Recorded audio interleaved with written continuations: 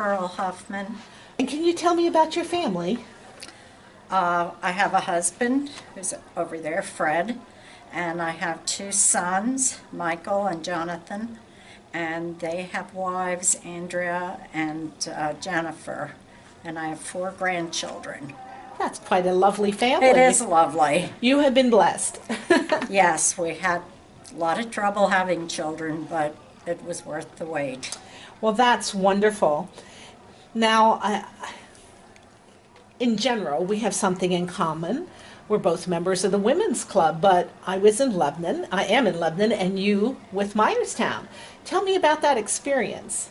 Well, I started out in the Myerstown Junior Women's Club, and I was there most of the time. I joined when I was 20 years old. Times were different then. You joined almost right out of high school, and in fact, some did right out of high school. That's not the case anymore. But then we disbanded a few years ago, so I joined the Lebanon Juniors and the Women's Club of Myerstown, and I'm art director in both of those clubs. Well, what inspired you to get involved with art? I love art. Did you study it, or it's just a hobby? It's just a hobby. Actually, my favorite piece of art is decorating and Like interior decorating? interior decorating. So I understand that you like decorate for Christmas and you have garden tours. Yes, Tell me about that. we've had 7 Christmas tours. The highlight of that is I put up 7 Christmas trees, and they're all decorated and themed, and each one's in a different color. So, And do you repeat a theme or do you come up with new themes all the time? no, I repeat the theme. What I may do is add more flowers or more ornaments or something like that. The only one tree that was actually changed, I used to have 9 up, so I did downsize. And takes a long time to get everything up. And anyway, the one in our foyer was blue, had blue lights and white doves and pearls and things like that on it. Well, now I have fuchsia flowers, and I use royal blue and teal with it. So it's a big contrast, which it's striking. Sounds beautiful. And the garden, do you do the gardening yourself? Well, because of my health limitations, I can't. We do have someone who works with our landscaping, but I used to do a lot more than I do now. What kinds of flowers did you grow? Well, we have a lot of shrubbery, and we have a waterfall and things like that, so I'm into roses, the knockout roses, and I have a lot of them.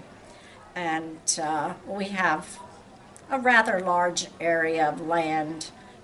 We have 1.5 acres of land, so it can accommodate a lot of shrubbery.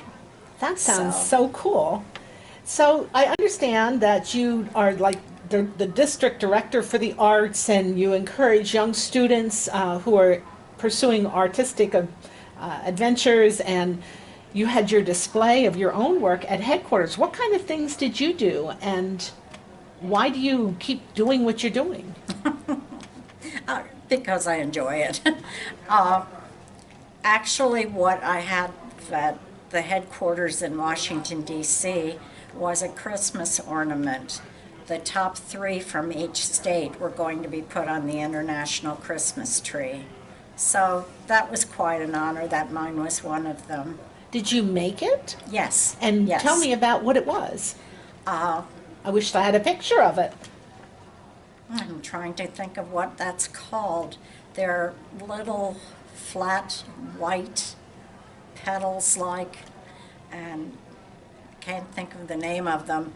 And I put those on a circle and put some other dried things in the center and ribbons and so forth. And it's pretty. It's very pretty. And Did you frame it, or do you still hang it on the tree?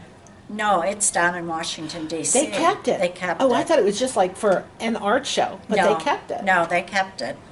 That was the purpose. The top 3 from each state went down. That is so neat. So, yeah, I think it is. Yeah.